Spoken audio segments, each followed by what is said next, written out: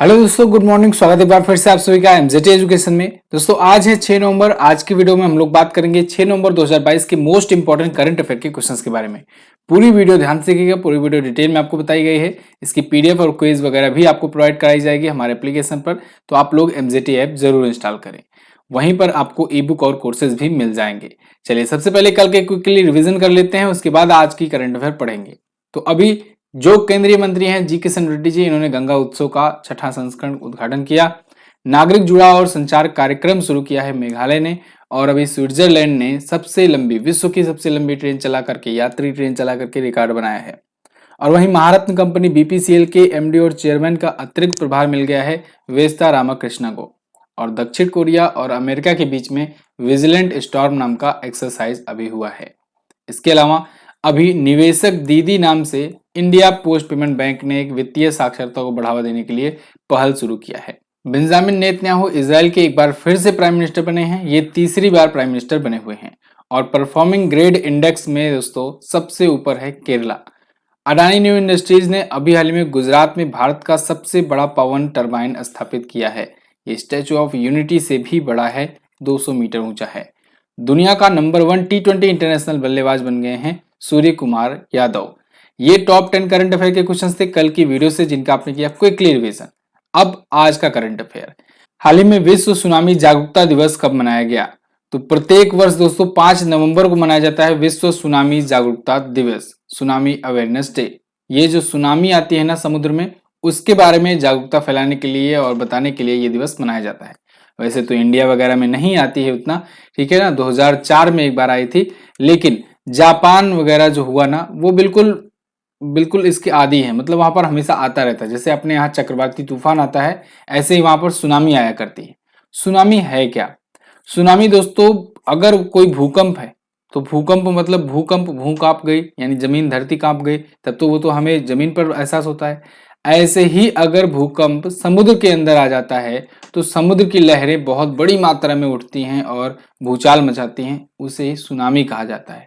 ठीक है ना। तो मतलब भूकंप ये भी है, बस ये विशाल तरंगों के रूप में पानी के भीतर होता है कार्यक्रम।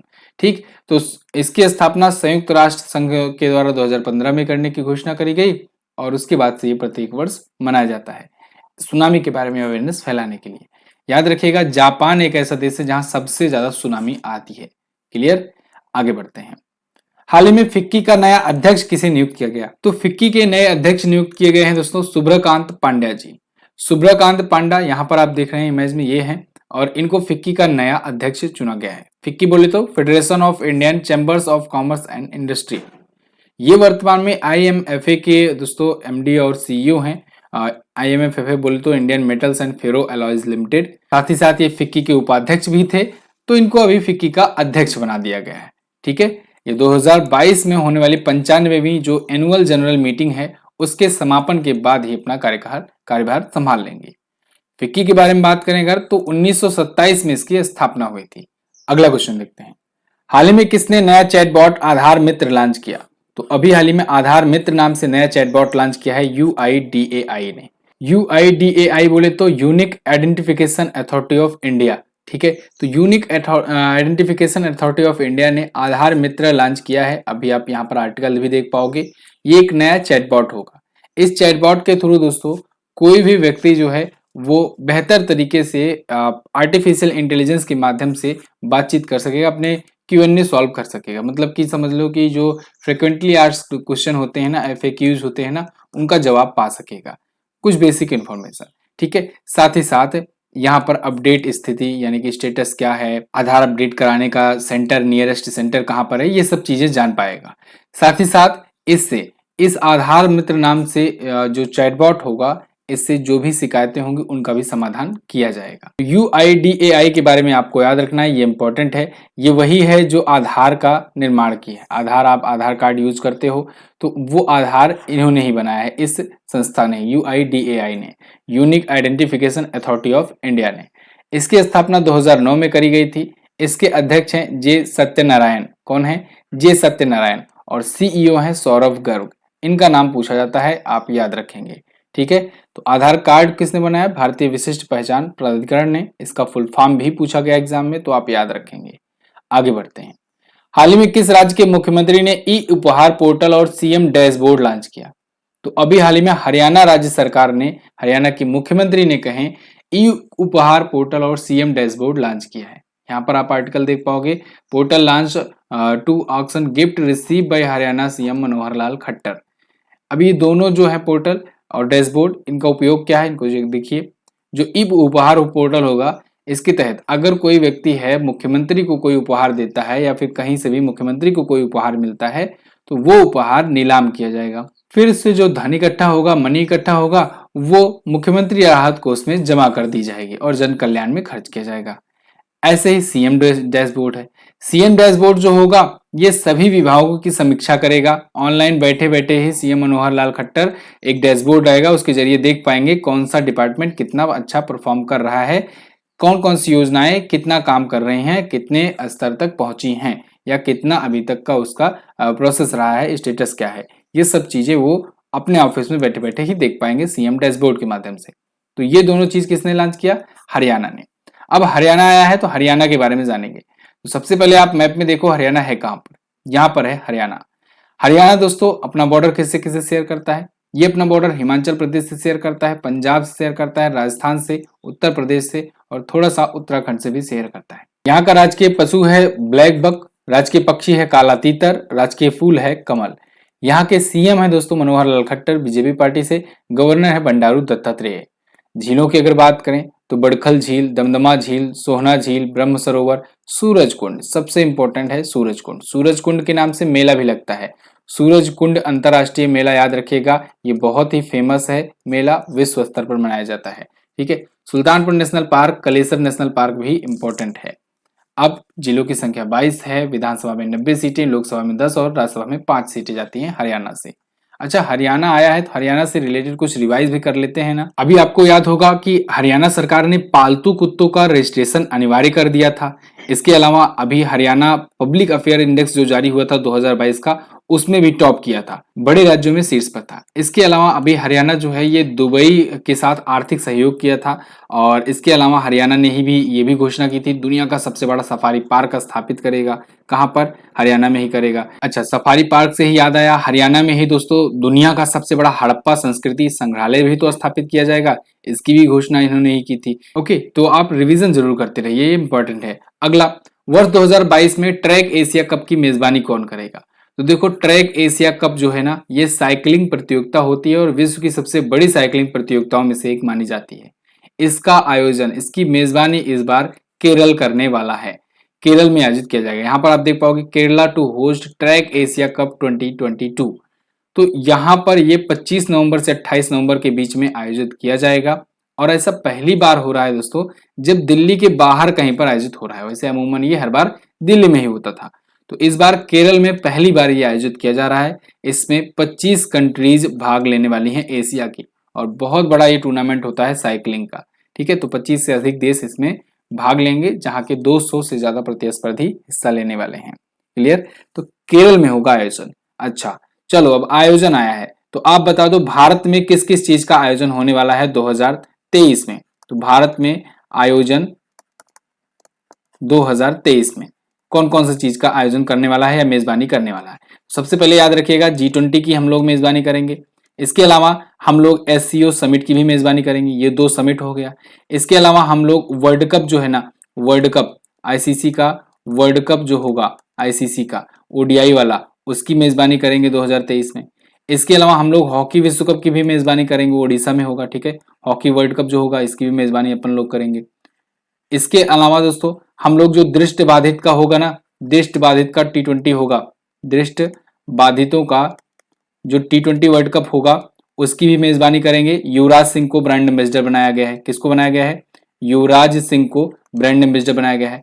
इसके अलावा दोस्तों हम लोग गली क्रिकेट जो विश्व कप होगा, गली क्रिकेट T20 विश्व कप करके होगा, T20 वर्ल्ड कप जो होगा, इसकी भी मेजबानी भारत ही करने वाला है। ठीक है, पहली बार ये आयोजित होगा, मतलब पहली बार क्या, शायद दूसरी बार आयोजित हो रहा है, ये भारत में ही आयोजित होगा, गली क्रिकेट का ही।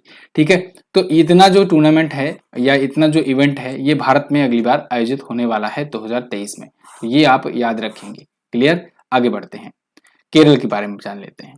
केरल आप देखोगे मैप में यहाँ पर है, कहाँ पर है, यहाँ पर है केरल, ठीक है, ये रहा केरल। अपना बॉर्डर ये कर्नाटक से और तमिलनाडु से शेयर किया करता है। यहाँ के सीएम हैं पिनराई विजयन, यहाँ के गवर्नर हैं आरिफ मोहम्मद खान। झीलें हैं वेम्बनाड झील, Idukki, silent valley national park, Periyar वन्य जीव अभयारण्य, ये इंपॉर्टेंट है।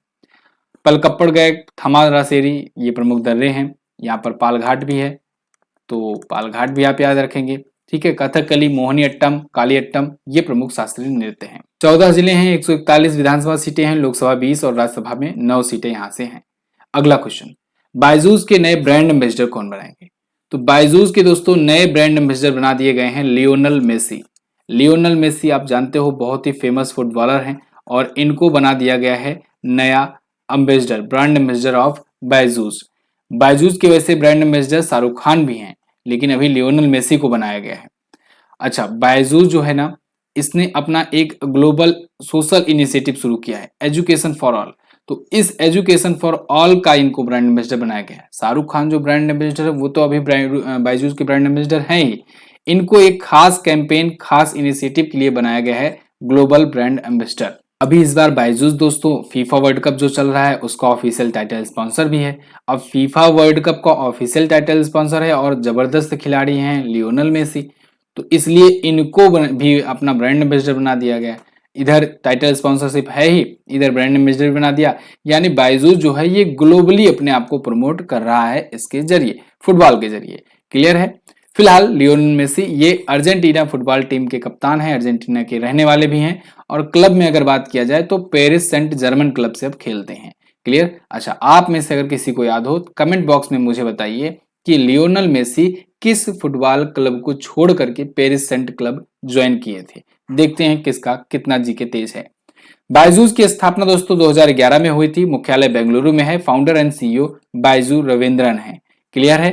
फीफा वर्ल्ड कप के बारे में थोड़ा सा जान लेते हैं। इस बार ये कतर में आयोजित किया जा रहा है 2022 वाला।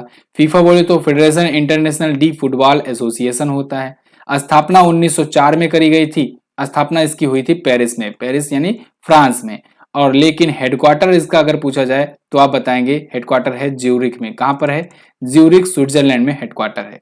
इसके अलावा अध्यक्ष के बारे में अगर पूछे तो अध्यक्ष आप बताएंगे कौन है? अध्यक्ष है गियानी इन्फेंटिनो। कौन है? गियानी इन्फेंटिनो है। अच्छा सर ये बता दो कि इस बार मस्कट किसे चुना गया है? तो इस बार का फीफा वर्ल्ड कप जो होने वाला है इसका मस्कट जो होगा, ये मस्कट होगा, क्या होगा? लाइब, लाइब, ठीक है, लाइब होगा इसका मस्कट, याद रखिएगा, बहुत इंपॉर्टेंट है। आगे बढ़ते हैं।